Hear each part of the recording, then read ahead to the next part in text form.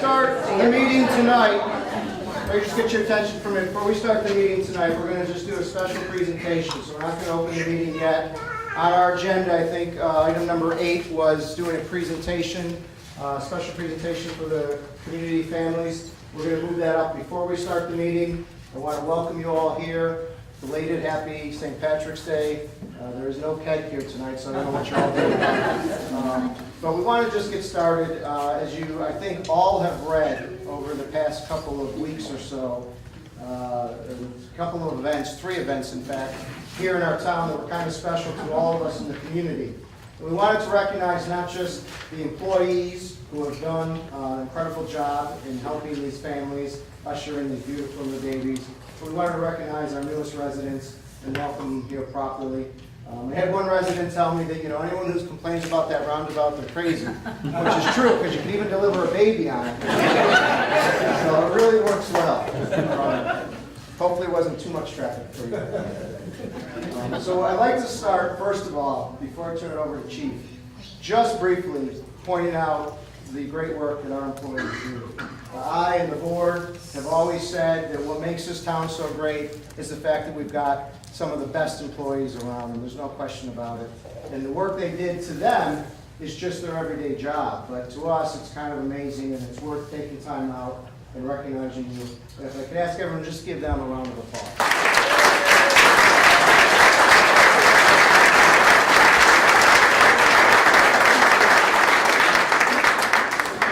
Calling up individually when we get your chief to start his piece of the program. So, without any further ado, I think I'll introduce our fine chief, Chief Burnell.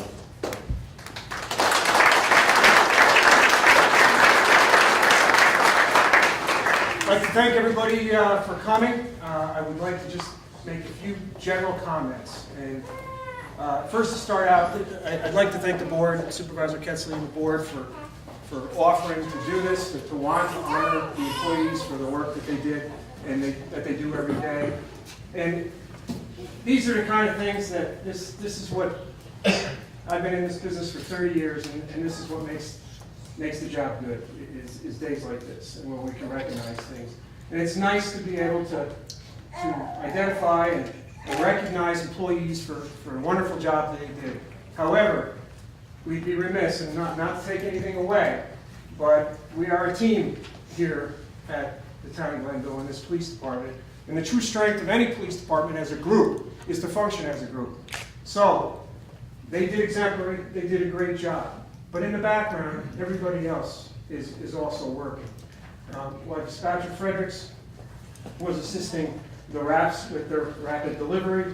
The dispatcher Dave Gallup and Dispatcher Brian Pomeroy were in the background assisting.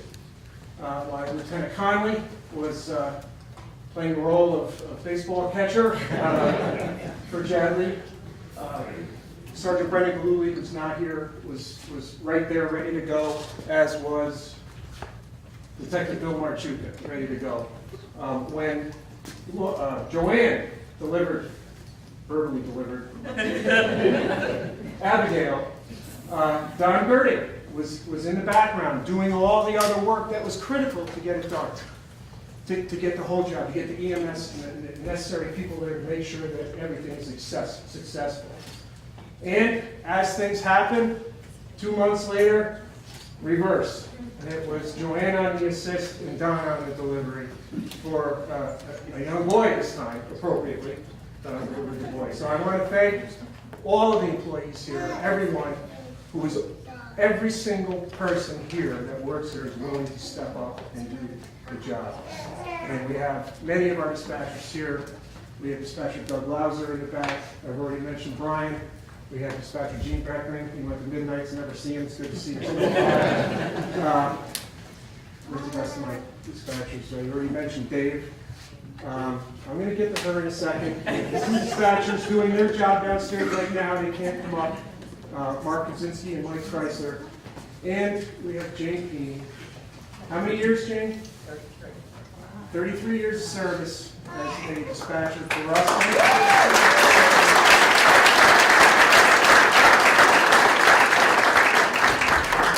And in less than 2 weeks, Jane will be a former dispatcher, happily retired, spending time with her grandchildren. So Jane, thank you very much for your service.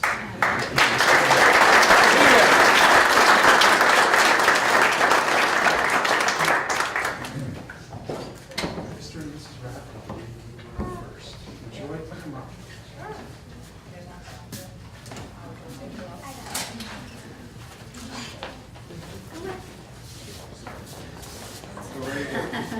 So, welcome. It looks like you guys had a lot of practice at this. This is your 5th child. We have, remind me, Jacob, Julia, Jordan, Chase, Jace, and now we have Jadley. What we like to do first is start with a little proclamation, which we do here in the town. And this is on behalf of the town board, and I'll read it real quick to you. The proclamation states, whereas Public Safety Dispatcher Lori Fredericks provided telephone assistance and guidance in the delivery of Jadley Rapp on January 18th, 2014 in the town of Glenville, and whereas Glenville Police Lieutenant Richard Connolly provided on-site assistance with the delivery of Jadley Rapp on January 18th, 2014 in the town of Glenville, and whereas Jadley Rapp was born to her parents, Justin and Jessica Rapp, on Sutherland Drive, within the town of Glenville, and whereas the arrival of Jadley came fairly quickly and required the assistance of the town's public safety personnel, and whereas the town board wishes to express its hearty welcome to Jadley as one of the newest residents and express its deepest congratulations to her parents, Jessica and Justin, and sincere thanks to the town's staff for its assistance to Jadley's birth. Now therefore I, Christopher A. Ketzley, by the power vested in me as supervisor of the town of Glenville, do hereby proclaim Saturday, March 22nd as Jadley Rapp Day throughout the town of Glenville. Congratulations.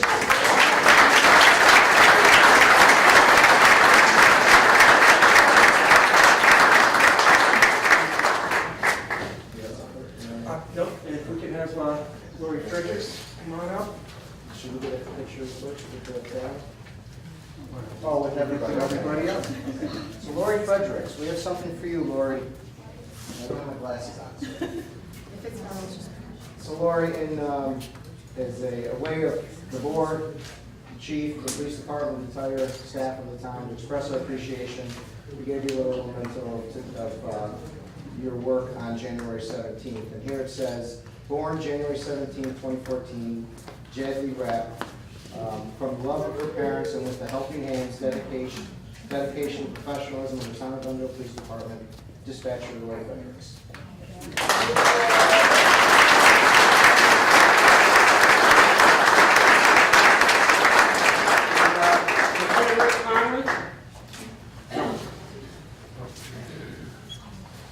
Lieutenant Connolly.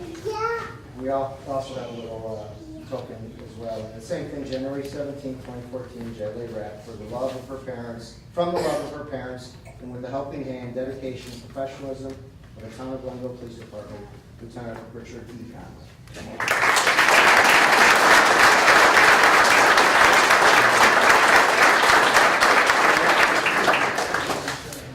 And we just have a memento for you, something to place in her room, if she gets a room. And I would also like to introduce and call up Officer Mark Kirker, who is the Vice President of the Glenville Police Benevolent Association, and they have a gift for you that they would like to present. Yep, on behalf of the Glenville PBA, we wanted to give you guys a savings bond for Jadley.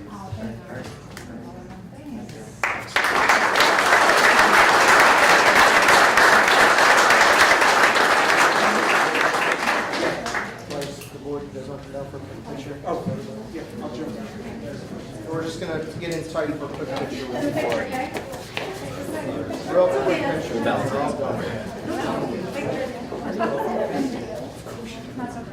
We need a copy. Oh, there we go.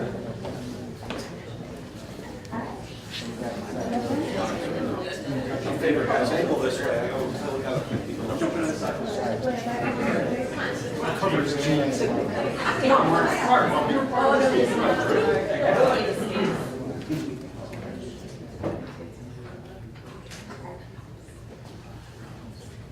today to bring a regular 50 millimeter. Back up to the moon with you. Thank you very much. Thank you. Congratulations. Congratulations.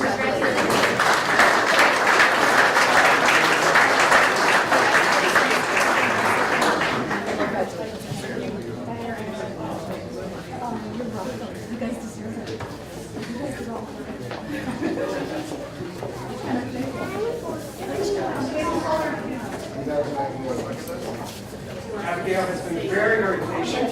Would you like to come on up?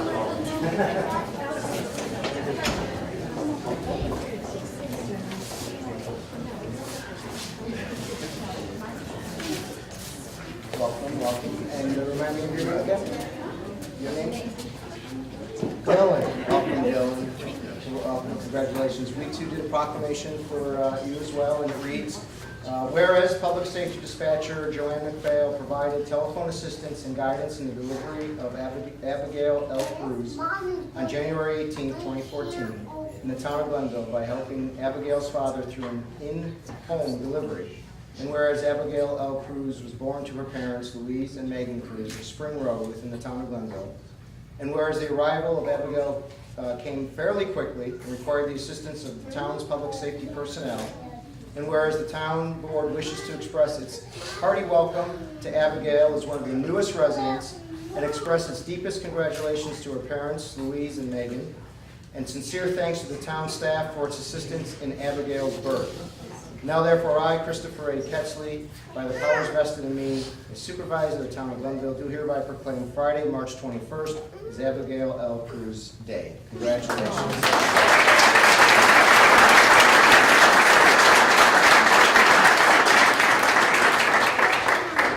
And we can have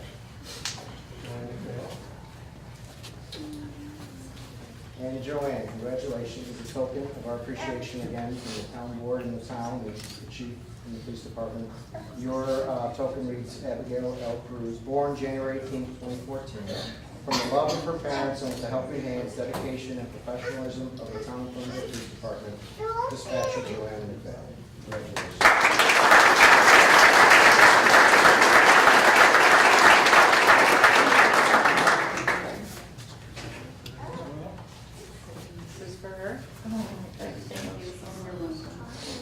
And these badges make them honorary members of the police department. There's always going to be a connection. So you can't move. And again, yes. Officer Kirk. Again, on behalf of the Glenville PBA, we just wanted to give you guys a savings bond for the baby. So Thank you so much.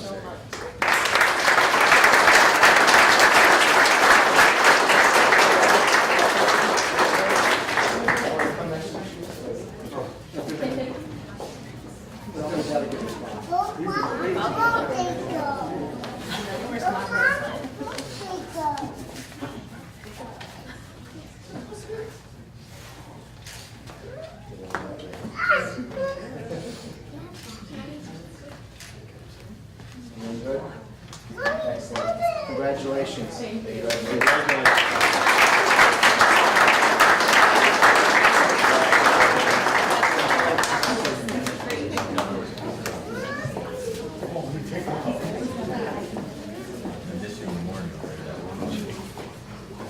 And our final presentation, our most recent family asked to have their information remain private. So of course we respect that.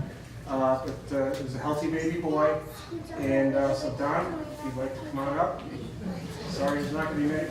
Mark, come on up now. Keep it going.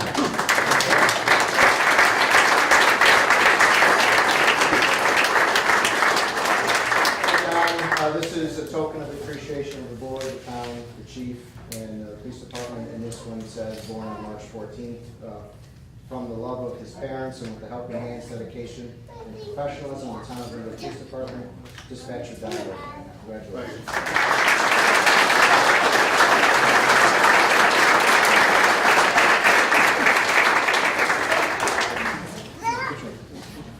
Board, you guys want to look?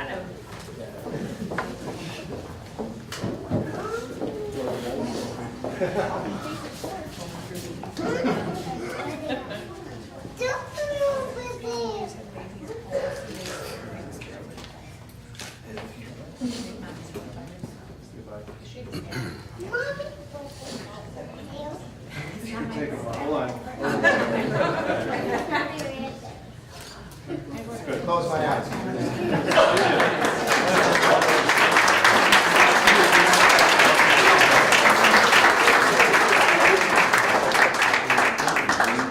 For me anyway, just one final comment. I just want to, I'm sure all the residents in the town have watched the news over the last few years, and we're actually losing our dispatchers within the next couple of months. So we're losing, I should say, 11 members of our family here. They're going to be employees of the county. The new UCC director actually joined us today to pay his respects to these dispatchers. Jeff Cunningham is also here. I also want to thank all the officers that came and to be a part of this as well. So, and for those of you that came on other business, you're going to have your chance. And we're not going to be here. So I just want to thank you all for coming, who came for this portion of the meeting. We're going to now go into our regular meeting. So I'll give everyone about, if you want to leave, now's a good time to leave. You're welcome to stay. We'll give you about 3 to 5 minutes if you want to leave. Thank you very much for coming. Be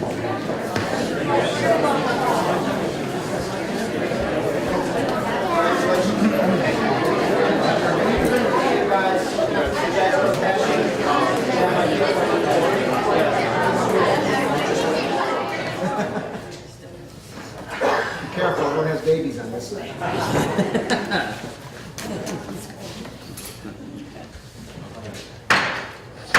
Good evening and welcome to the March 19th meeting of the Glenville Town Board. Please rise for the invocation and pledge of allegiance. After tonight's events, I found this invocation to be particularly fitting. It's a prayer of gratitude. So join me in prayer. We thank you for setting us in this community, for our families who nurture our becoming, for our friends who love us by choice, for our companions at work who share our burdens and daily tasks, for strangers who welcome us into their midst, for our children who lighten our moments with delight, for the unborn who offer us hope for the future. We thank you for each of our moments and for all of our blessings. Amen. I pledge allegiance to the flag of the United States of America and to the republic for which it stands, one nation, under God, indivisible, with liberty and justice for all. Please call the roll. Councilman Martin. Here. The record show that Councilman Capelani and Councilman Ramatar are absent. Councilwoman Rosowski. Here. Supervisor Ketzel. Here. So we have a somewhat busy agenda, and we'll get right into it. On my left, we'll start with town council reports. Councilwoman Rosowski. Councilman Martin. Nothing to report. Okay, well, look at that. We're flying. Privilege of the floor before the public hearing? No. So we're gonna move 5. See, try to trick me out. We're gonna move 5 after 7. So we'll go right to 6. We're gonna open a public hearing on all those who wish to be heard with respect to the Amador Construction Company for the waiver of street standards of Town Code Section 238(7) and 238(16)E pursuant to the authority granted to the Town Board in Town Code Section 238(21) with respect to its proposed 142-unit single-family residential development. Now, what's important to note about this public hearing is that we ask that anyone who wishes to be heard on this public hearing, limit their comments to the matter before the town board. There's a lot of issues, I understand, but the public hearing really is about the narrowing of the roads. If anyone's here who wishes to speak on any other subject related to this, I would ask you to do a privilege of the floor. You can obviously say all you like at privilege of the floor. We would like to keep the public hearing relating to the street width. So if you feel you want to say more than that, we would urge you to go to privilege of the floor. That would be a proper place for that. So with that, I'll open up the public hearing. If anyone wishes to be heard on that, the street width, proposed reduction of the street width, going once, going twice, seeing none, we'll close public hearing. Now, privilege of the floor will come up after this next public hearing, so if you wish to speak then, you'll be free to. Next public hearing is a public hearing with respect to the abandonment and conveyance of Avenue Y to the Schenectady County IDA. I'll open that public hearing. Anyone wish to be heard on that matter? Anyone wish to be heard on conveyance of Avenue Y? Going once, going twice. That public hearing is now closed. So with that, we'll go to item number 5 after 7, and we'll go to privilege of the floor. We'll start with who has already signed up, and then if you haven't signed up, just raise your hand after that, and then you'll be asked to come to the podium and speak. So the first person I have who signed up is David Willing. Yes, sir. My remarks were directed towards the development in general, not the roads. That's fine. This is your opportunity to speak, but you have to come to the podium.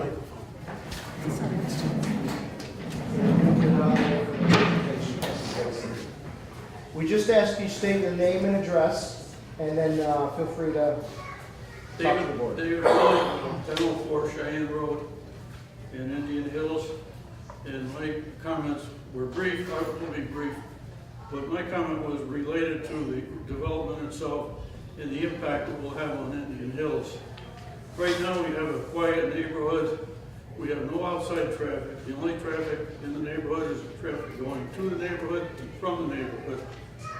And we would kind of like to keep it that way. If you walk through the neighborhood or drive through the neighborhood, you see basketball nets all over the place. In the summertime, in the springtime, in the fall, you see kids playing in the streets. And this probably would not be possible if we had outside traffic, through traffic coming through there, traffic coming through the new development. And we would like to try to avoid that. I recognize that Amador Construction has a right to develop their property within the confines of the zoning laws, but this doesn't mean they have a right to infringe on Indian Hills neighborhood, which would have a great impact. I really feel strongly that the neighborhood or the development should stand on its own. It should have its own entrance. It should have its own access roads. And particularly, construction traffic should not go through the neighborhood. That's my say. Thank you. Thank you very much. No one else has signed up. Does anyone else wish to be heard on this matter? I don't know if your microphones are They're on. Can you hear me? Yeah.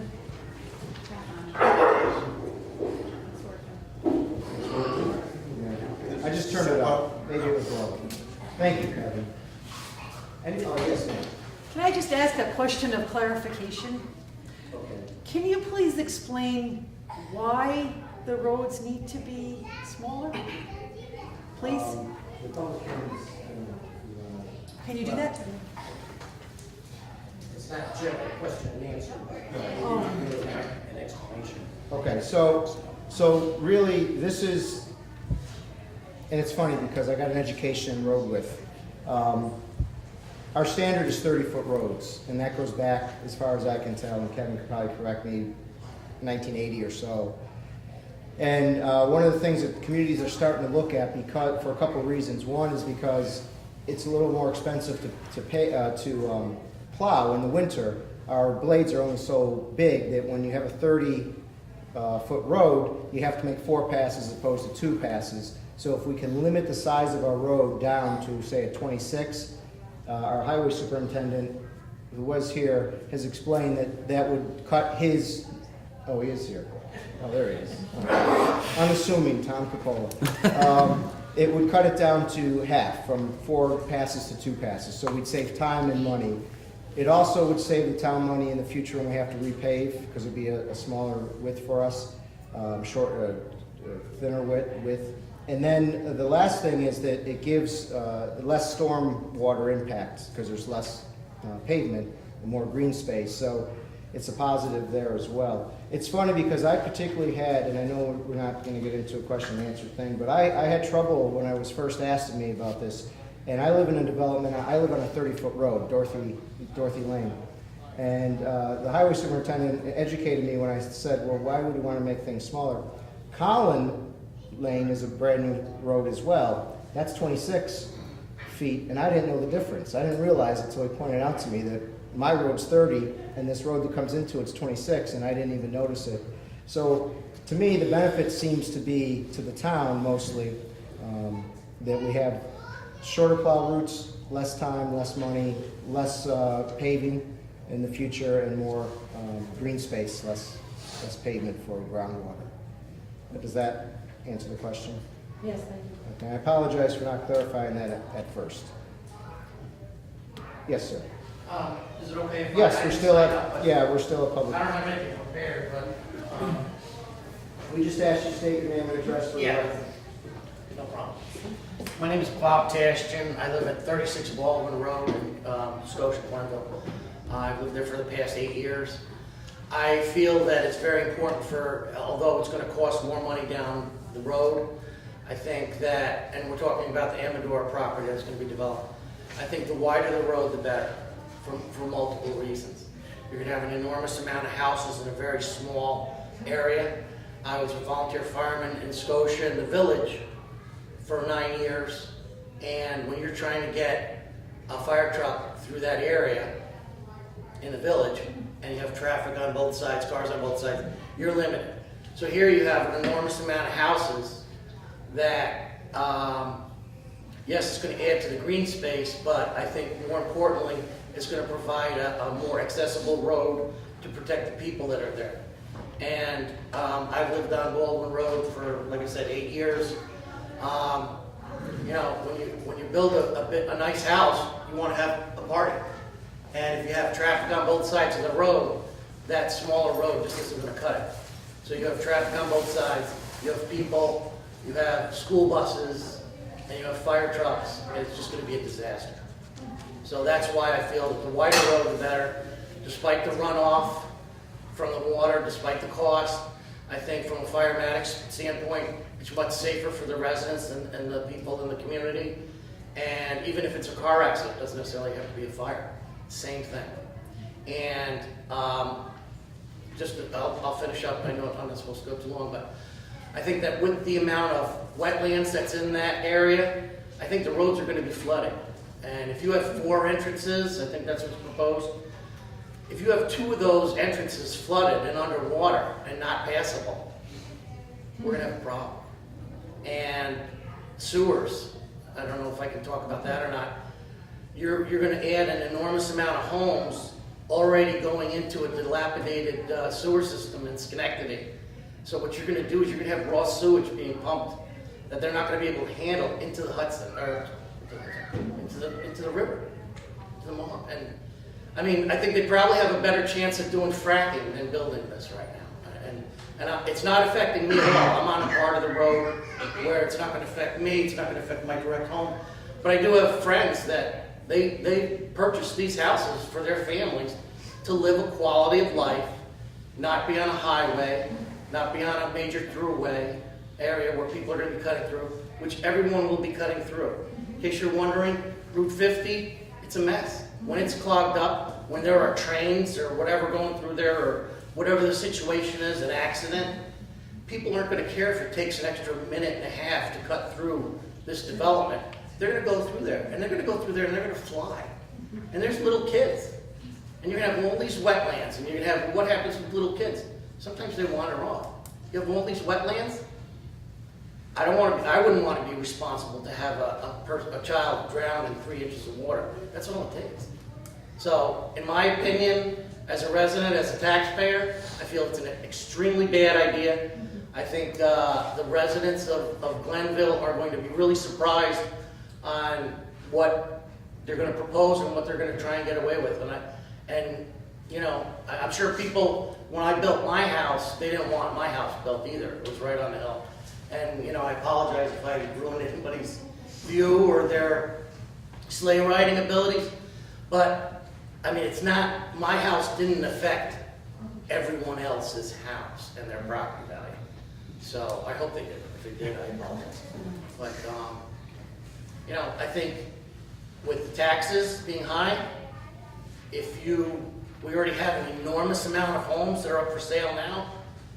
I think you're going to see a lot more homes for sale, and I don't think it's going to be a positive thing. I don't think it's going to help the Glenville town or the tax base or anything if people decide to move out and they can't sell their homes.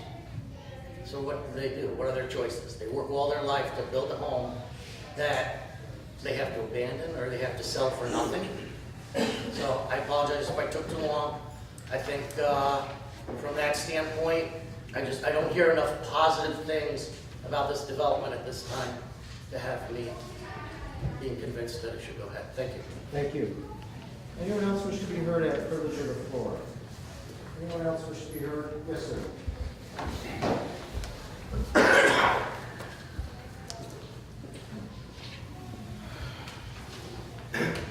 My name is Mike Prima. I live at 1042 Tomahawk Trail, and I will be affected by this development. I think it's a bad idea overall for many of the reasons that people stated already. Maybe someone could refresh my memory. What's our town's motto? A town of good neighbors. Because we got a town with good neighborhoods, and they are special. I have a different perspective on this too. I grew up in Glen Oaks, 23 Lori Lane. Spent most of my life there in the village, and then the last 7 years on Tomahawk Trail. We bought it for the nice, quiet neighborhood that it was and is. My son honed his basketball skills out on that front road day after day, and if you're not aware of it, the team from Scotia won the state championship. My son is out there hours and hours and hours at a time shooting baskets. And there's other little kids around the neighborhood that see him out there and want to emulate him and come out and play too. And he welcomes it. But this will be the main thoroughfare right through there. And there's not just 4 or 5 streets that are going to be leading into this neighborhood. It's really 2. So despite hearing Haviland, which will be a dead end, it's Tomahawk Trail and Hillside Drive. There's 2 streets into this neighborhood that if it goes through. And the other thing with the roads being smaller, I have questions as to whether the developer is really concerned about what it's going to cost the town down the road. It's more what's going to cost them or save them by shaving 4 feet off the road. If you see the snows that we've had now, those 30-foot roads are getting closer to 26 because there's nowhere to put the snow. So now you take a 26-foot road, you're going to be down to 20. Park 2 cars on that side and see how any vehicles can get through. So I'm really against it. I think it's more important to preserve the neighborhoods, as someone stated, and keep the integrity of the neighborhoods the same. We're not really interested in having nature trails or anything else put in this development. They're already there. So my opinion is that it's a terrible decision on your part to go ahead with any part of this. Have all these homes in there, all that traffic concerns. It's not generally the speed of a car coming through there that's a real concern. It's the volume, all the traffic that's going to create. So maybe they're not going 25, 30. It's the volume. Okay? So that's where I stand. Thank you. Anyone else wish to be heard on this matter? Anyone else wish to be heard?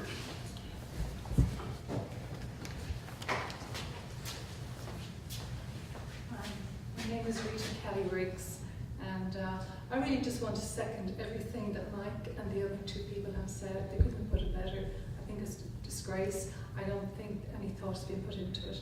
And I think one of the biggest problems and concerns we have is with the water table, because we're already experiencing problems with water. But all the other issues like the road, the narrowing, because at the moment, if you go down, I'm on Arapahoe Path, as Mike said, the road is just getting narrower and narrower because of the snow. I cannot imagine what it would be like if you have a 26-foot road and you have anything like this winter that we had this year. But I second everything the first gentleman, second, and Mike said, and I think it should be really taken into consideration. I'm in the house I'm in has been in the same family for 60 years. My parents-in-law lived there, and it definitely is going to destroy the whole neighbourhood from the point of view of aesthetics, the nature. I don't know why people would not want to keep the wetlands and the area that's in an environment that we are very used to, the deer coming into the yard, and where are they going to go? We have an unusual species of bats. Nobody's taking any of that into consideration. So that's all I have to say. Ma'am, we just need your address for the record. Yeah, it's 1012 Arapahoe Path. Thank you. Thank you. Anyone else wish to be heard on this matter? Going once, going twice. Privilege of the floor is closed. with that, we'll move on to the, we're a little out of order. Supervisor's comments to the board. We did 8 already, we'll move that up. So I'm gonna have a few comments.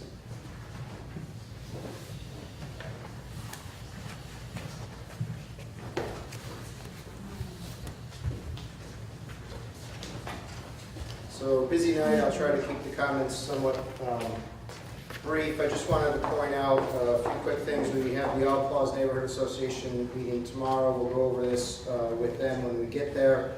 But there are some reconstruction projects going on that impacts that neighborhood, in particular the reconstruction of All Falls Avenue and the Maple Avenue intersection. Callahan started some work on this last fall. They're going to restart it in April, barring, hoping for good weather, I should say. Utility work will be done first. The road alignment will be done to reduce the curve around that corner. Traffic light will be reinstalled. There's been some question about this, if it's going to happen or not, but the traffic light is going back there in May. Drainage work will be ongoing, and the project should end by June, so it doesn't impact the parade that usually happens at the 4th of July parade. There will be some weekends where there'll be road closures, and they'll be announced, and detours will be announced as that happens. Second project is the Outlaws Avenue Bridge over the Outlaws Kill. It's slated for rehabilitation. That design work will occur in late spring, early summer of 2014. They're going to rehabilitate the decking, the rails, the cosmetic improvements. The bridge itself is not in need of replacement. It's a cosmetic upgrade. And construction, the actual construction will be done, most of it in 2015.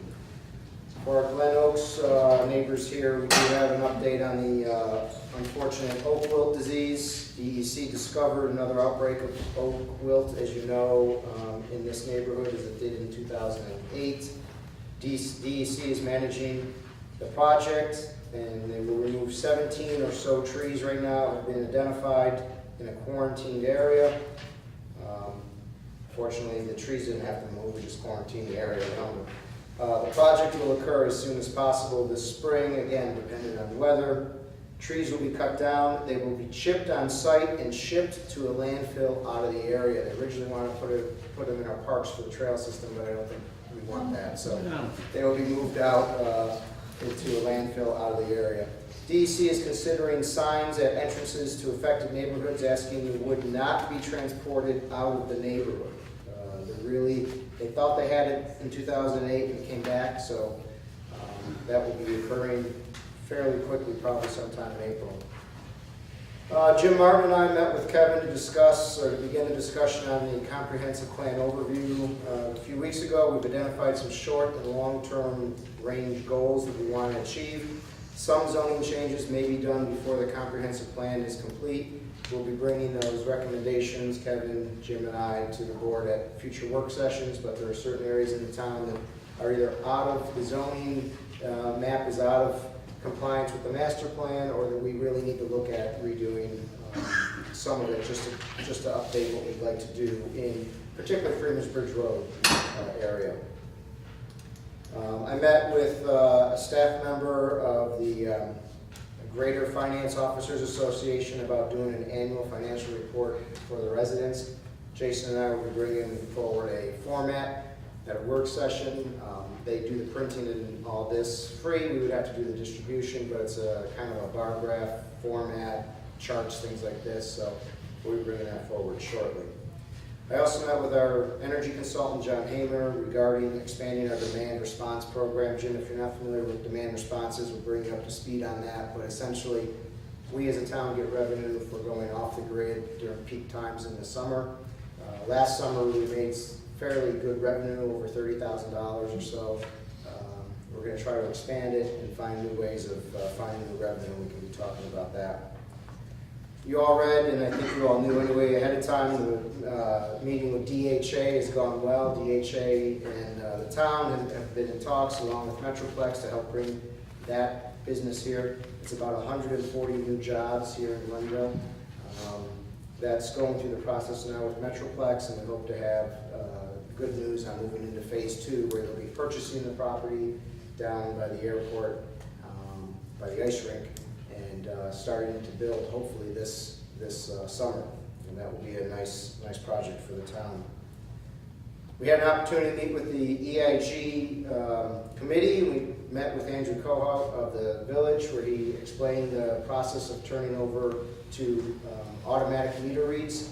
Right now, we have a very cumbersome process that we send cards out. People write on the cards, they send it back, we input it, we send the bill back out, they bring the bill back in. It's a big, long process. The village and Niskayuna, both the local municipalities that went to automatic read, and it's amazing the efficiency that they found in that. So EIG is exploring that possibility, and we'll have some information for the board to consider shortly. Tomorrow is All Cause, as I mentioned. I did have contact with a neighbor in the Glen Oaks / Indian Hills neighborhoods. They're going to be organizing a meeting on March 27th. It's a Thursday at Senior Center at 7:30. The board's welcome. It's really an opportunity for people to facilitate questions, comments, discussion. So if you can make it, it'd be great. We know that this project in particular is before the Planning and Zoning Commission. There's not a lot that the town board has to do with this particular project, other than the streetscape thing right now. But it's important, I think, for us as the elected representatives to listen and to comment back to the Planning and Zoning Board what we're hearing, and try and facilitate the conversation and understanding of this project. So if you can make it to that, that would be great. On the 24th of May, we have the Chamber Good News Lunch. If you'd like to go, the town would like to have as many people at the table as possible. There are 2 businesses here in Glenville getting that award. Mohawk Honda is one of them, and Burmaster Energy is getting an award as well. So if you can make that, that would be great. Wednesday, April 23rd, is the Woodhaven Neighborhood Association right here in this room, 7 o'clock. You're welcome to that one as well. And that same day, as you all know, the town is hosting a Let's Talk Business seminar. We confirmed, this is a very exciting news actually, we confirmed the state comptroller will be the guest speaker at that event. He'll be talking about economic development and what local municipalities need to do to foster it. So we're hoping to get a good turnout, and if anyone can make it, that would be great. Finally, just a few more quick things. I told you guys, when I went full time, you're not going to like these reports. They're kind of long. I want to just take a minute. We have the resolution. We'll talk about it when we get there. But I do want to just point out that Bill Patel's here tonight with his wife. We went through a very long process in search for a new assessor. Bill, after we consider this resolution tonight, will be joining us as he'll come in as real property tech, but eventually will become the assessor when the assessor retires. I want to thank Sid, he's not here tonight, Carol, Jamie, Mike, for going through a long interview process. We interviewed a lot of people.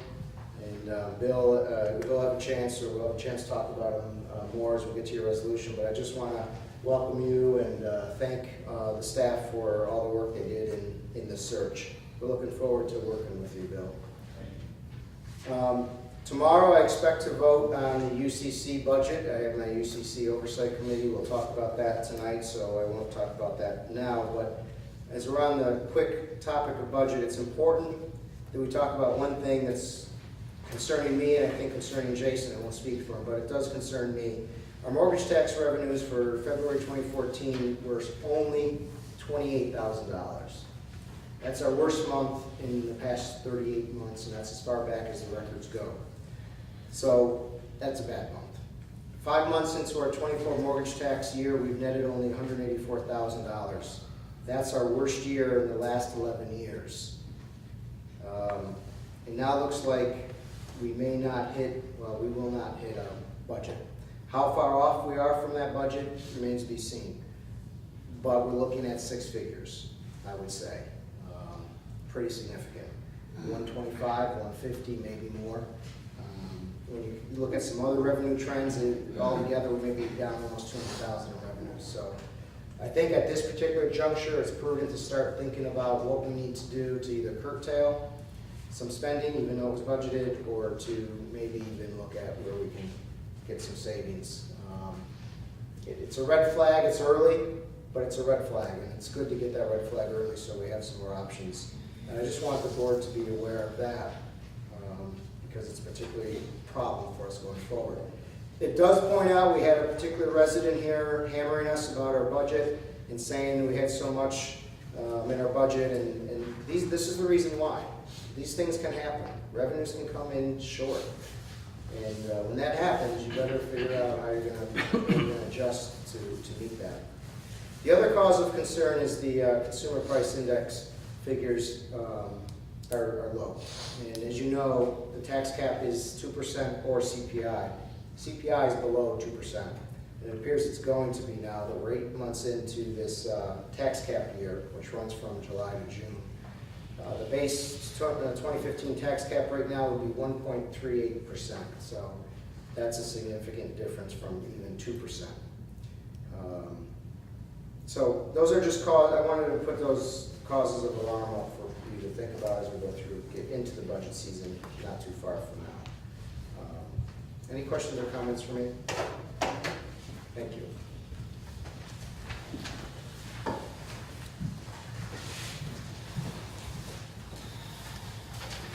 Okay, back to the agenda. Item number 10, a resolution authorizing the allocation of $5,000 to the Ready Fund for the 2014 sign grant replacement program. Do I have a motion? I'll move it. Do I have a second? Second. Moved in second. Any discussion? This is a resolution that supplies $5,000 in funding from the Ready Fund, which is the town's revitalization economic development investment fund, to the sign replacement program, continuing that program, which has been around, I think, since about 2011. Been very successful, had a lot of impact to the aesthetic appearance in our commercial corridors, and this will continue that for another year, probably finishing out the remaining applicants. Excellent. And it's important to note that this will be extended to the Scotia businesses this year too, for the first time ever. That's exciting. Any other questions or comments? Seeing none, please record the vote. Councilman Martin? Yes. Councilwoman Rosbowski? Yes. Supervisor Ketzley? Yes, resolution passes. Next resolution, 11.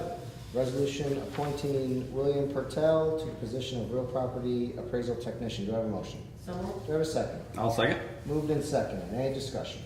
Mr. Supervisor, this resolution, as you've stated, is to appoint William Pertel of 2 Kendall Place in Glenville as the best qualified candidate for the position of real property appraisal technician.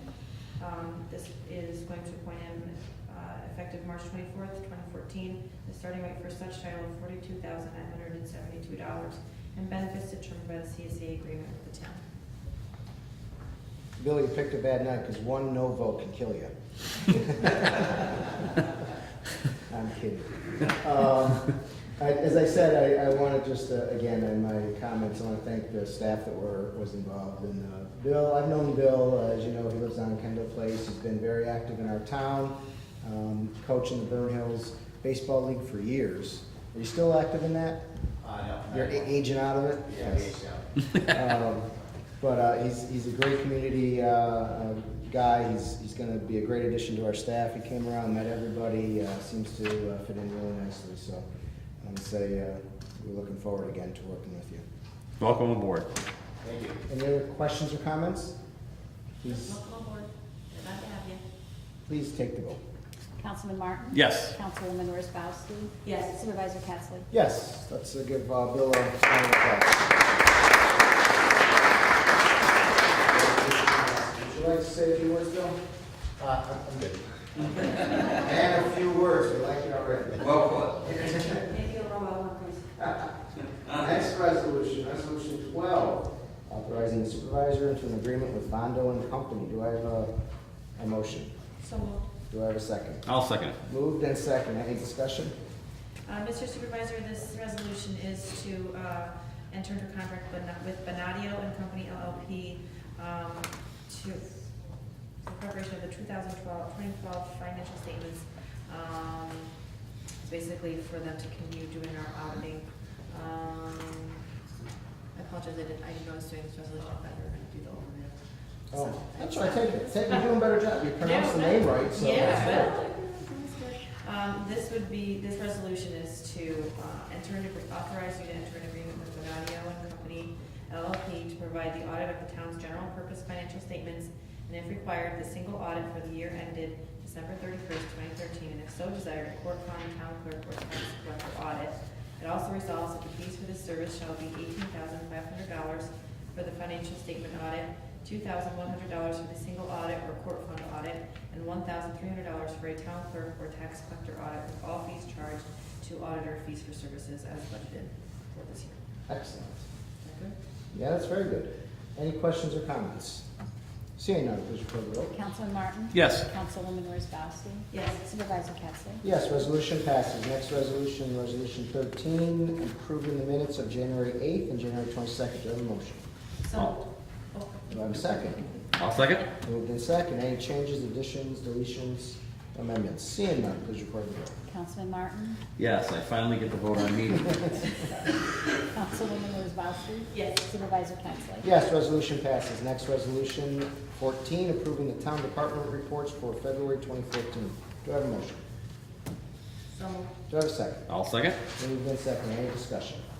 Seeing none, please record the vote. Councilman Martin? Yes. Councilwoman Wozzowski? Yes. Supervisor Ketzler? Yes, resolution passes. We have one add-on, resolution 1, 2 add-ons, sorry about that. This is resolution adopting and approving the premium-only cafeteria plan under IRS section 125. Do I have a motion? I'll move it. Do I have a second? Second. Sorry. Moved and seconded. So essentially, this will establish a premium-only cafeteria plan under Internal Revenue Code, Section 125, which allows town officers and employees to have their health insurance premium contributions withheld from the paychecks on a pre-tax basis. This is actually fairly standard stuff for many employers, so us getting this now is a good thing, I believe. We adopt and approve through this resolution the premium-only, also known as POP plan, under IRC code 125 for 2014, and we direct the supervisor to execute the plan on behalf of the town. So, is there any other questions or comments on that? Essentially, premiums will be coming out of a pre-tax account, which would save. It's really a continuation. We've had it, Oh, I was gonna say. Okay. but we need to authorize it for 2014. Every year we have to reauthorize it. Okay. So any other questions or comments? Seeing none, please record the vote.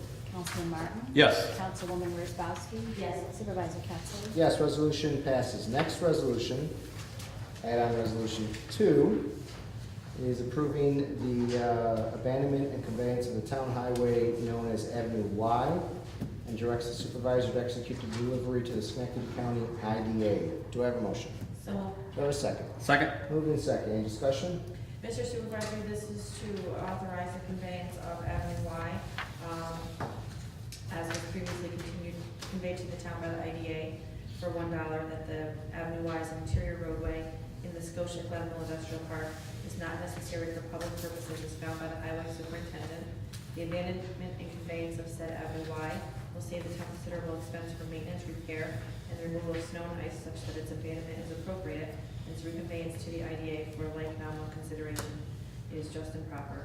This is also resolving that the town board of the town of Glenville hereby discontinues and abandons from public use the town highway known as Avenue Y, and authorizes and directs the supervisor to execute and deliver to the Schenectady County IDA a quitclaim deed for that piece of parcel of land described herein known as Avenue Y, together with other such documents necessary to effectuate such transfer, together with the costs of filing to be borne by the IDA.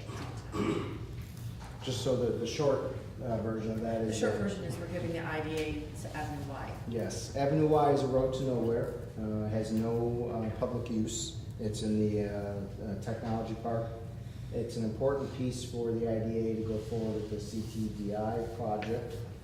They need it so that they can build that building, which is going to be on Avenue Y. But there is absolutely no, as Highway Superintendent has informed the board, public use of that street. So it seems right and proper that we do this. Any other questions or comments?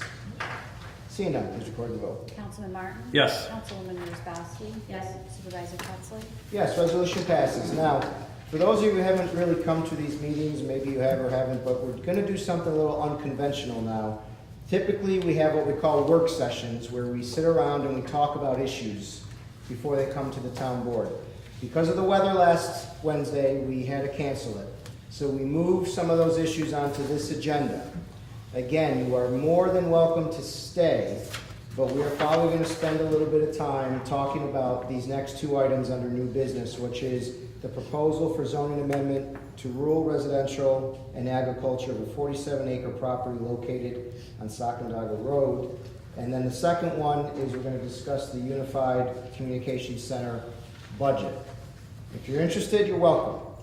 We're just going to start, the meeting's going to seem a little different now because we're going to just begin discussing these issues. So if you like to leave, we can wait a few minutes. And if you like to stay, it's interesting stuff. You'll have fun.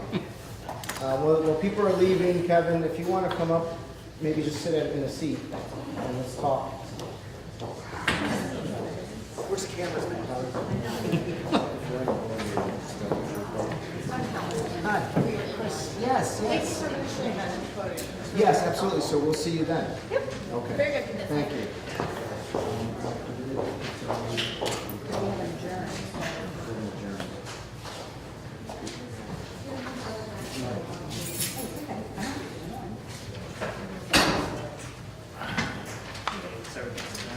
Thank you. You know Nick Ketzley? Yeah, I do. Do you? Yeah. Give him a hard time tomorrow. Nice dad. Goodbye. Goodbye.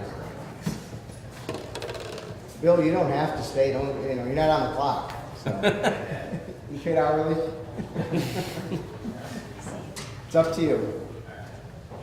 Well, thank you. You're welcome. We'll see you on Monday. I'll see you all around, sure. Yep. So, Kevin, the floor is yours. Proposal to change zoning for 586 Second Avenue Road. What do you got? I got extras for you. You don't need extras? Okay. Set one down. Anybody else? I'm good. Actually, Mike was approached by a gentleman who's interested in purchasing a 47-acre property off of Sacandaga Road. Right now, it's zoned for it's suburban residential, and he's proposing to change it to rural residential and agricultural. His cover letter was included in the handout, and he's talking about doing a family farm, building a house on the property. There's no home on the property now. It's just a dilapidated barn and some outbuildings that are probably going to have to come down. He does want to renovate the barn. So he's talking about a period of years before he actually puts his property in full use. It's an unusual request. It's what's known as a down zoning, where you're going from a more intense district to a less intense. We don't see that very often. We don't see a lot of requests for agricultural either.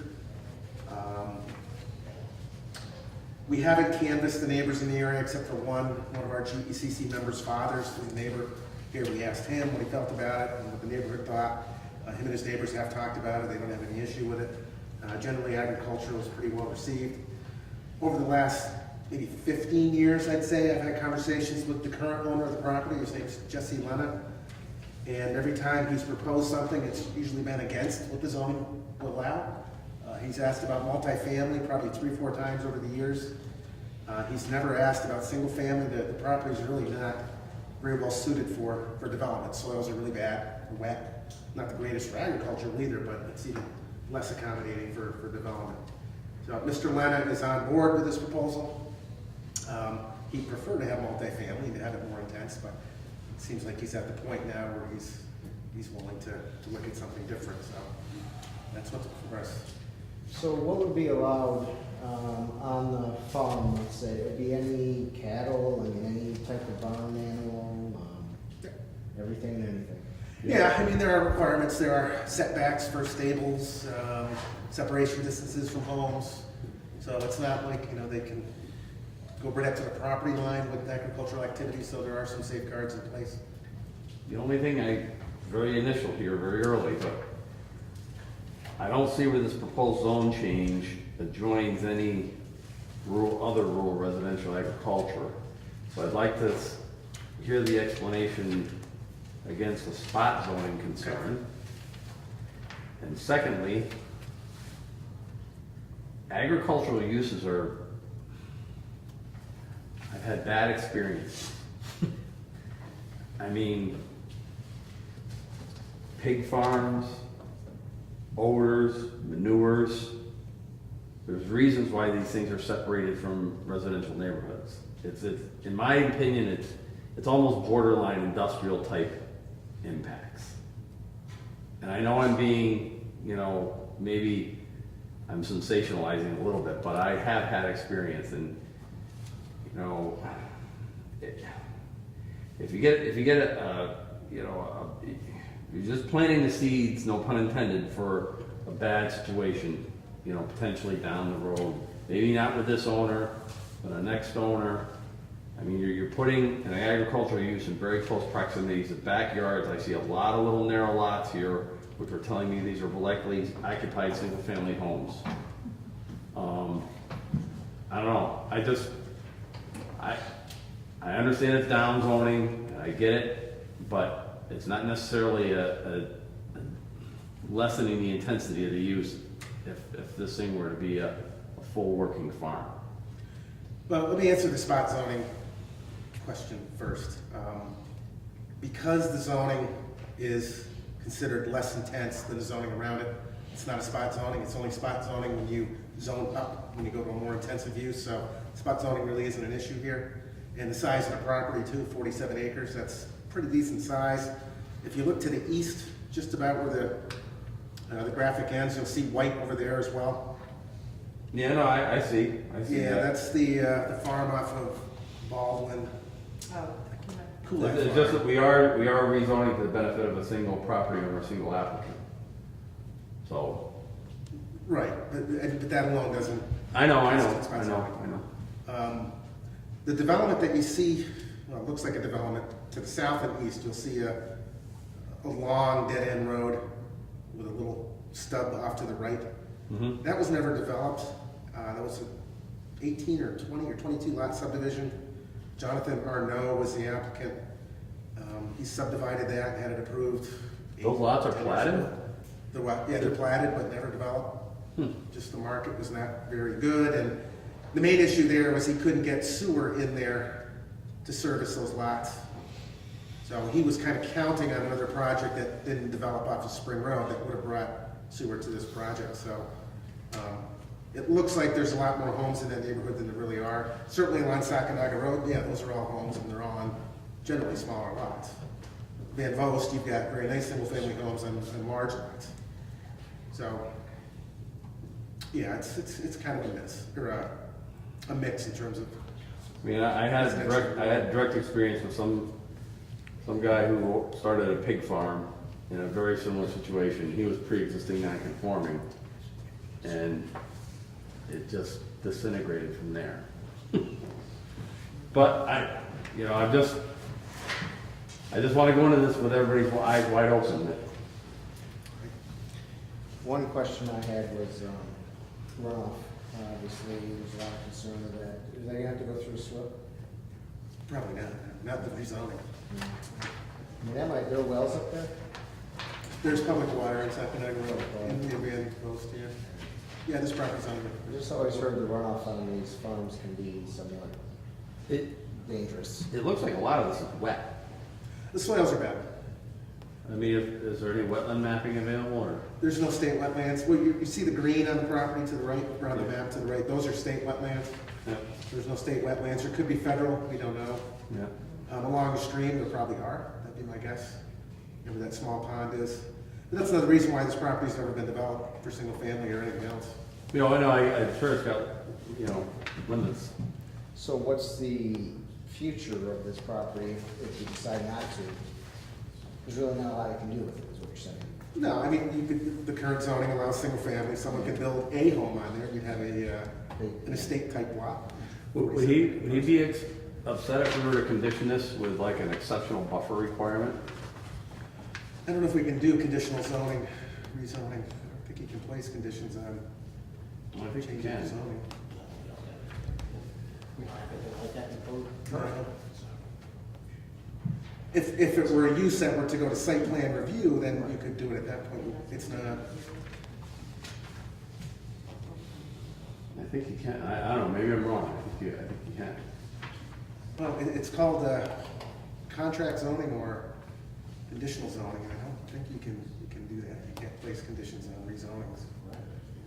So you're putting something into what the existing law is.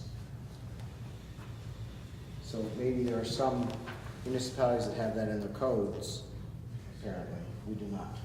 Is that what I'm hearing? Could you have that? I don't know of any. I thought I remember in the past when I've been involved as a municipal employee like you are, the board that I work for, they did. Maybe, I don't know, Well, they could have had it in their code, I don't know, but we can. I'm just really concerned about, you know, these could be conflicting uses. Yeah, I mean, I understand what you're saying, Jim, and I don't disagree with you. I mean, I've struggled with that too over the past week or so. I'm not saying I'm against it, I'm just, you know.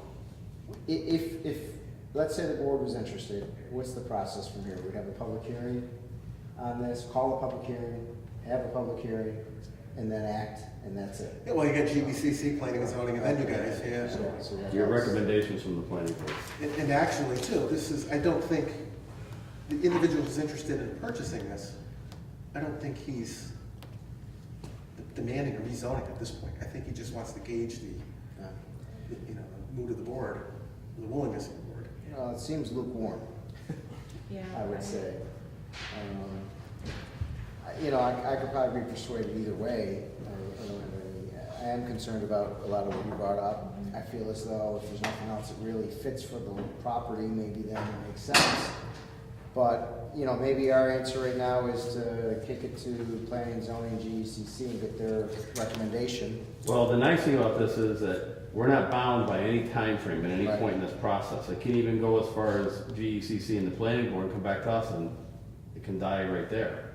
Yeah, I mean, I guess if you're looking for an answer, and we're not here to decide tonight, obviously, but if you're looking for an answer with the board that's here, it's probably lukewarm. No one's overtly against it. No one seems to be passionately for it. And then we'd probably like to hear from input from our committees before we make a decision. Yeah, at least planning and zoning, right? I don't know if we want to run to GBCC Yeah. without a No, formal but at least application. planning and zoning. Does that seem fair? Yeah, and I think if this does become formalized, a public hearing would be especially enlightening in this instance, when the neighbors are understanding of this being rezoned, what their reaction would be. Yeah, I mean, you can share with them, we have some concerns of the impacts, but we're sensitive that, there's not a lot of other options, it seems, for him. So, Well, he hasn't bought the property yet. no. The guy that owns the property, I mean, like Kevin said, he could build a house on it. The last rezoning we did for someone that hadn't bought the property yet, right out here. Yeah, well, Any news not on that? yet, no. So, I think. I mean, I think it's a constrained lot. There's not a lot you could, it's not a lot of options. I think. We just told this guy no for 15 years, 6 times. Have we? Oh. Well, he's always wanted. No, I'm not something saying zoning. no, I just. No, not the gentleman interested in purchasing. Oh. He's saying every time the owner comes to us, Oh. we find out one that zoning is allowed. I'm not saying no, I don't know, maybe if I didn't have the experiences I've had, I'd feel differently, but The it thing just is, we have to makes me figure nervous. how this is gonna impact not just his property, but all the properties around it, and, if the things that he's done previously don't fit with the character of the neighborhood or whatever, that's not really, you bought the property, it was zoned the way it was zoned, if you didn't, it's, I'm sorry you can't sell it, but it's not really my. 100 pigs per acre. Yeah, we can regulate that. Well, there is something. There is, we do have. I forget what it is, 1.5 pigs per acre or something. Jim probably knows. If it takes multifamily off the table, then really include it. Increase the density of pigs and multi. So is that good, Kevin, for now? Yeah, that's good. All right, thank you. Second item is the Unified Communications Center. Jason, if you'd like to join us. I'll just give you a brief overview. I think Jason has some handouts for you. We'll go over this fairly quickly. We did get the UCC budget. I'm expected to go in tomorrow and vote yes or no on it.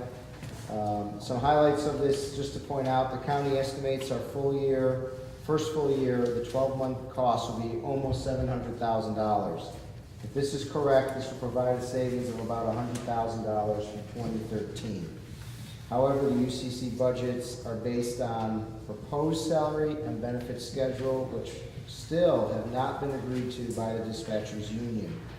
Until the union contract is settled, it's anyone's guess what the actual budget will be or what the actual cost will be. This budget does not include alarm fees collected by Niskayuna and Rotterdam currently from their residents, despite the fact that the UCC dispatchers will be answering and dispatching the alarm calls. Niskayuna collects $60,000 per year from these fees. Rotterdam collects $15,000 a year. This revenue should go toward the cost of UCC, we believe. In addition to receiving these alarm calls and dispatching them, the UCC will also be tasked with the administrative burden of documenting, reporting, record keeping, liability, all of those associated with these alarms. Also, these alarm calls are not included in the call volume numbers, which were the basis for the UCC staff levels. There are many county revenues available that are not stated in this UC budget. One of them is $560,000 in 9/11 surcharges, but that does not appear to include another 911 PSAP, Public Safety Answering Point revenue stream, which is approximately $75,000 a year.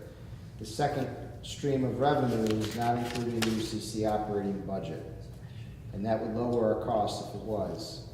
The UCC budget is based on expenses from 3 years ago, 2011, which seemed counterintuitive since I believe one of the municipalities did not have a unionized dispatch employee or employees at that time. So, well, yes.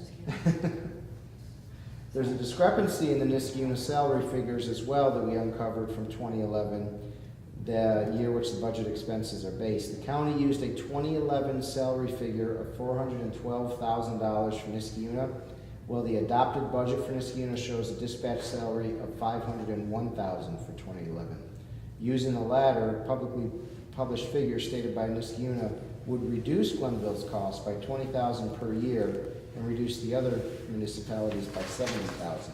So there's some problems in this budget. Unfortunately, we're not going to have an opportunity to fix them. We're going to vote for what's in front of us and capture some sort of savings this year, or we vote it down and I don't know what happens at that point. We know the dynamics of the committee. We don't have the votes on our side. So with that being said, if you have the budget in front of you, we just got it not too long ago. Jason, do you have anything to add to that you want to maybe start as a discussion point? If their numbers are remotely close, we would at the front end save money. We would. 100,000 is a decent starting point. It might be more. And looking at the budget that they put forward, looking at their fringe benefits, they seem, health insurance especially, they seem exceptionally high, the budgeted numbers, so they should come in lower than that, which would provide more savings for all the municipalities. You know, we hear routinely how the county saves money on health insurance, saves money on health insurance, and they're budgeting over $14,000 per employee for health insurance per year. And for perspective, we in Glenville, our dispatchers cost us just under $11,000 a year. So let me ask you, if we pass this budget as is and their costs are lower, who reaps that savings? There's a reconciliation after the year is up. Okay. And the way that I read this, the municipalities would share the savings on a proportionate basis. And it appears that they've really gone high end on fringe benefit, at least on health insurance. Well, because they haven't finished negotiating yet. So. Because they haven't finished negotiating. So they're gonna go conservatively high. Yes. Just to make sure that. Yes. So next year, the budget, we don't have any control over the budget right now because it's not been formed, it's not staffed, it's not. But next year, it'll be the advisory Well, board that's this, doing the budget, correct? this year it is the advisory board. That's why tomorrow I'll have to No, vote no, on no, this. put this budget together. Next Technically, year, it'll be, technically who did? The advisory, well, the county. We does did it. put that. Oh, the town? Did you go to meetings and put this budget together? Went to meetings, I didn't put anything in the budget. Yeah, it will be the same process next year. So, okay, I guess I'm confused. I thought that the advisory board was gonna be putting together the budget, and the county, the rest of the county was not gonna be involved in this. So now, The county, or is this because the county's not done finalizing everything with the UCC, that they had more of a hand in this budget than they normally would? no, I think they have the same hand they're always gonna have, and you can correct me if you're wrong. The advisory board is the supervisors of the town, the mayor of Schenectady, a legislator, Chris Gardner, Kathy Rooney, another county staffer. The committee is staffed by county employees, so. So we really don't have any control whatsoever, and then we can vote no, and it doesn't matter, because we don't have the votes, and You're right, you need to get the votes to vote no. The committee does take up issues and votes on them, but the budget was provided by the county, and next year I would imagine the budget would be provided to the committee. the committee will provide the budget next year, you guys I are think going the to? county will again, staff. What's to prevent any member of the advisory committee from doing their own budget and presenting it? Nothing. You just have to get a second. Right. So we could. I guess I must have been completely misunderstanding when we were talking about this originally. It was my understanding that when the advisory committee made up of the supervisors and the mayor and what have you, they were the ones who were going to be in control of the budget, and it was not to be tampered with. And I thought that's one of the things that we got agreed to, was that it was not going to limited the ability for anyone to change it once that supervisory committee, for lack of a better word, presented it to the county legislature for votes. And that's true. That's true. So why does it sound like that's not what's happening here? Well, I just think that this budget coming forward, you're right, Chris, the county attorney's still negotiating, the gentleman that was here today, the director, is still putting things together.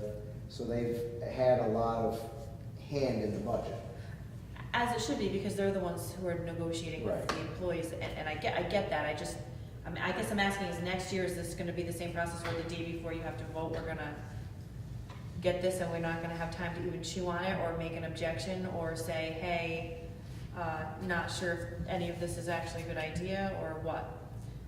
To be honest, I don't know how it's gonna go next year.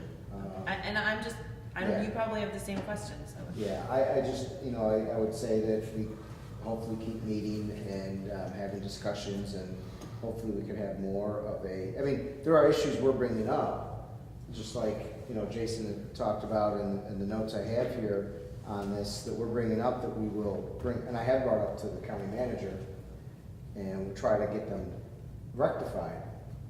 But the committee is really there to vote on the budget. Well, how does that Niskayuna mistake figure in again?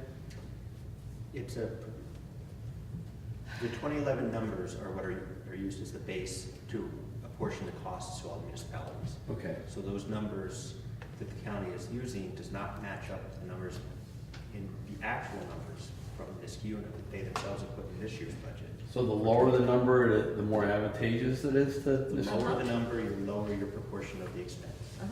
Because it's a maintenance of effort. When will that get a chance to, has this been identified by the committee that developed the budget? I would imagine that the county is aware of this. And at what juncture will this be rectified? Probably never. Well, we can bring it forward as an issue, but if the committee doesn't. I get that it's a mistake that's not fixable this year, but why do we? Well, it is fixable this year. Well then, okay, that's my first question, is it gonna be fixed this year? And if it's not, will it be fixed next year? We will have to bring it, and I will bring it up as an amendment to the budget at the committee tomorrow. If I get a second, it'll get voted, and we'll see what happens. But you need a majority of that committee to fix it. Niskayuna's not gonna support that. I wouldn't expect they would. Well, you know, So, The other thing I was to suggest then is that, you know, if it's too late now, then to, again, to avoid repeating the same mistake, a framework be agreed upon for early and timely presentation of these types of things, so there is time to react for next year, so we don't repeat the mistake.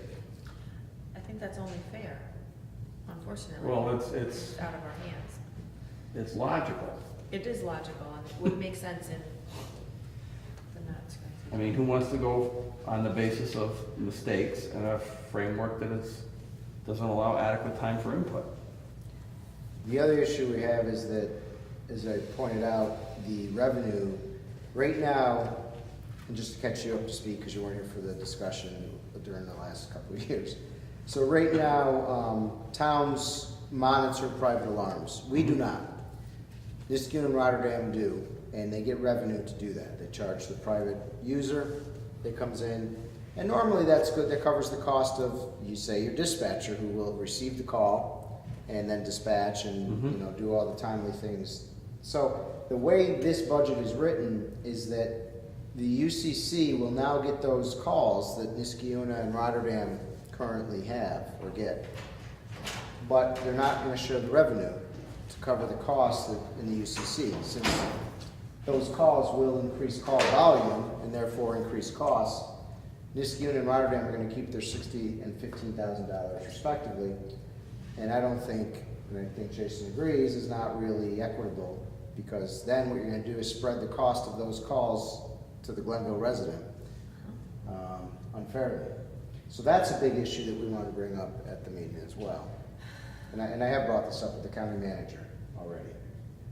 And what was her response? She indicated that she felt that because those towns would still have to maintain their own infrastructure, that those costs, that revenue should cover those costs.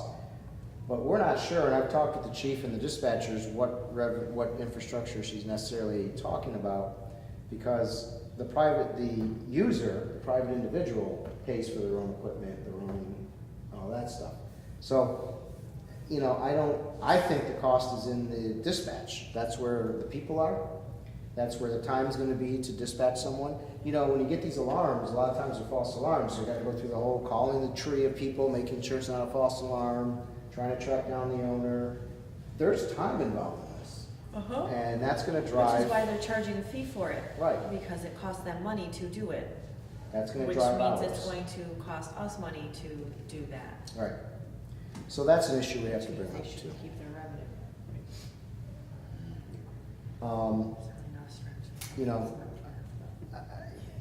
This year we have to do what we have to do. This is the timetable we're on.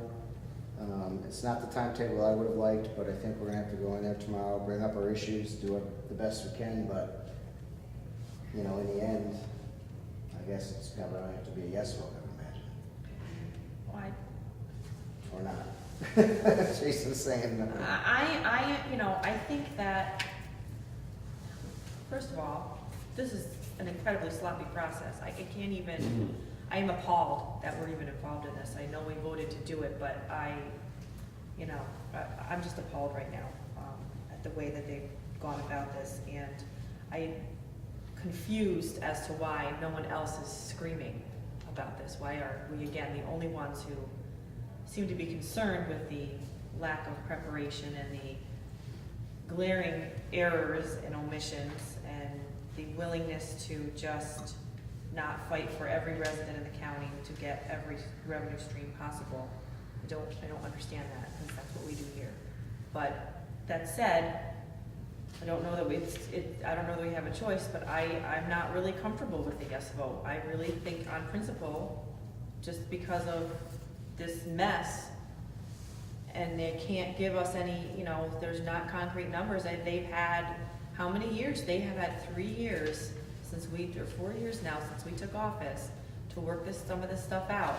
And we have been asking for 3 years, and the day before the vote, we get the numbers. Is ridiculous. It's completely ridiculous. And find out that there's errors. And find out there's glaring errors, and find out that we're missing on revenue streams, and find out that, they told us 3 years ago in a room full of people, don't worry, we've negotiated contracts before, we'll take care of it. And they haven't, because and I know that negotiations are not always easy, and they don't always go the way you want them to go, and they take time. And I'm really kind of pissed. I'm not happy about it. I guess I'm gonna go on record saying, if I was voting, I'd say no. Because it also sounds like the assurances that we got in the language that we had put in for the budgetary process has been thrown out the window as well. It sounds like you have not been included in this process at all, to the extent that you should have been as a supervisor who has a vote. And it doesn't sound like any other supervisor or mayor had, unless there was stuff going on behind the scenes that nobody is telling us about, because that's the only thing that makes sense. And here we are swinging in the wind with a budget that, is detrimental to our residents. I don't care, the savings, great, but next year I can bet your money you're not gonna see that. Every year they're gonna take more.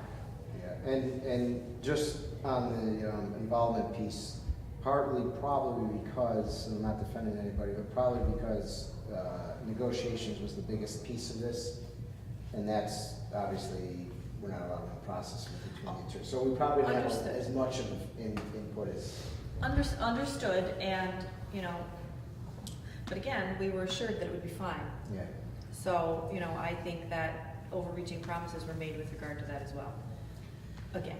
Well... So, this upsets me, that how can I say to the residents, I'm being fiscally responsible, when their money somebody's not being fiscally responsible. We are still paying for it, it's just not here. Right. Well, I think we're gonna have to give it some more thought, and maybe tomorrow Jason and I can think of some other ideas. I have to be prepared to go in there with something. And how about a no vote? Well, no vote's a possibility. It's gonna pass. Yeah. It's gonna pass no so matter what. So you're gonna stand on principle, which is not a bad thing. Yeah. We've been standing on principle for 3 years now, and swallowed some of it to, so that we wouldn't end up getting the shaft in the long run, basically, is what was going to happen. I just don't understand why the other towns aren't, there's not the there's not the group in the room that would, support the no vote. Princetown and all that, what are they thinking? They're just gonna go along to get along? Vote. Yeah, it's weighted. Yeah, so Princetown and... Oh, well, the unit's gonna carry a lot then. Yeah, Princetown, Joinsburg. And the county. Hardly have any weighted vote. To me, this is a perfect example of why you don't have a county legislature, and you should have a board of supervisors. I've been saying that for years. Perfect example. This is a counterproductive input from an unnecessary layer of government. It's good. This is also why we've advocated, if the county wanted it, they should have just taken it. They should have just taken it. And run it. Yeah, but this legislature is allowed to be insulated because they don't have to go back and be accountable. They don't understand the day-to-day operations of the towns in which they represent. It's inherently flawed, and then when it becomes political, it just becomes that much worse. Have we talked to any of our county legislators about this? Not yet. They too will only have a yes or no vote once the budget gets to them. So I think that we need to get our concerns on record. I think we need to get our concerns on record with our county legislators that represent our town, and make sure that they're aware that we are not happy, and they're there because they're supposed to represent us, not just people with a D after their name. Right. All of us. And this is appalling to me that they're not doing their job. And I'm not saying all of them are not doing it, but it's appalling to me that the majority of them are not representing every person in the county, not just the ones. Well, it just strikes me as that if they were more scrutinizing prior, we wouldn't be in this. We wouldn't have, identified, at this 13th hour that this unit has a mistakenly reported number. Well, these are issues that we can't necessarily get over, to be fair, let me bring them forward to the committee and see, how people react. And maybe I'm being a little optimistic, but I think when you look at things and you want to apply them fairly and be equitable and do what's right, I think when you look at it on its face, there ought to be support for these amendments. And You would think, but apparently there's not, so. Well, what is the quantitative effect, Jason, if this were corrected and this were in your view, an approach that passes muster and equitably prepared and accurately prepared, what would be the? Well, the Niskuna correction for 2011 would save us $20,000, maybe a bit more. I'm assuming that if the wages were understated, that the benefits were understated to the same degree. So that might pick up Glenville 25,000 or so. The 75,000 from the PSAP revenue stream, and we just need clarification from the county on what that is. If you look in the county budget, they've got two different revenue streams that deal with communications. One is the surcharge money, the 560,000. That's what you see in your cell phone or whatever little thing. And then there's also it's a local 911 PSAP grant. I believe it's state funds that is for wireless 911 calls, if I recall. And that's around $75,000 a year. And I don't see where that is included in their UCC budget. So it's coming into the county, but I don't see where it's, even though it says right there 911 PSAP revenue, and I don't see where it's in their operating budget for the UCC. They might be using it on the front end as part of their startup costs because they have an other grants component. So I think we need clarification on what that is. We would be receiving roughly 20% of that to reimburse the town. So that'd be another 15,000. 15, 25 starts to become real money. Almost a tax increase. And then the alarm calls again, we would be the recipient of roughly 20% of any alarm revenues that would be shared amongst the group. When I hear in the prior report that mortgage revenues are way off, yes, here's this becomes very impactful. Yeah. And I do just want to say mortgage revenues are way off, not just for us.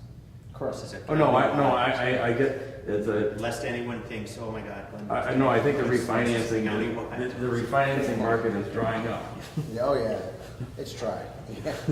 So, maybe with the scare from the feds today. Yes. Anybody who hasn't refinanced, now has a message that you may only have 6 months to. Who hasn't refinanced? Well, I already did, and I got a fixed rate.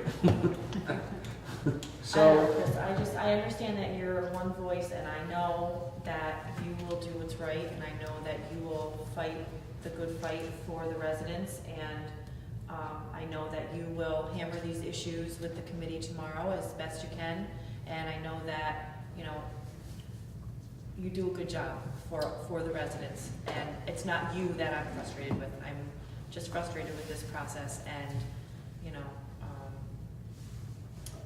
I guess do what you can. And I guess from a my legal standpoint, if you ever want to raise these issues, you would have to vote no. So it may be one kind of thing that you have with them, that there's potential for litigation, that they're breaching the contract. Well, that's impactful. Because if just on the piece with Niskuna, if that's wrong, but that's not the deal that people bought. Yeah. And so. Hearing that, I'm supportive of the no vote for whatever extent that matters. yeah, I have no problem with you voting no tomorrow. I feel like this is just ridiculous, and we have to make our voice heard however we make it heard. Our attorney is telling us that that's the only way we have standing to. Right, preserve our standing. We have to do what's right for the residents of Glenville, and we haven't ever back down when. Well, $40,000 is 40. That's almost a Yeah, I don't know, 1% tax I mean, increase. right? Because 20,000 seems to be pretty solid, you know, the PSAC money, whether it's, Well, 20,000 is almost half a percent. right, you know. and- Leave it at 20. I don't think anybody, there's nothing in the agreement itself that talks about these alarm fees. Well, and I can honestly, we're not gonna get anywhere with that, because those are town fees, and they are not, it's like the same conversation that we had when we were talking about Scotia courts, and, you know, they were gonna be able to keep all the revenue, and we were gonna bear all of the cost. And we couldn't force them to give us any revenue, and if they said, well, we're not gonna help you out and give you some, then there was nothing we could do. It's the same thing. The county can't go in there and force them. They would have to, out of the goodness of their own heart, give it up. And based upon what I've seen in Niskayuna and Rotterdam the last couple of years with their budgets, they are not giving up a penny. They don't have to. So, you know, register the objection to that, but we're never gonna see a penny of that come into the UCC. We're just not. It's just not the way they're gonna do it. But the other things are a problem. I think we have some good direction. Mike could have saved his time by saying that from the beginning. No, but I think it's important that we talk about it. Yeah, no, I agree. All right, I think that's all we have on, any new other items for anyone? I know we kept Linda here much longer than she should have, and sorry about that. No. We're on double, and our tape guy too, we're on double time every day. Linda doesn't ever get to have the fun of the work sessions like we do. She gets to stay home. No other new business? No. Entertain a motion to adjourn. So moved. Second? Second. All in favor? Aye. Aye. Any opposed? We're Aye. adjourned. Thank you.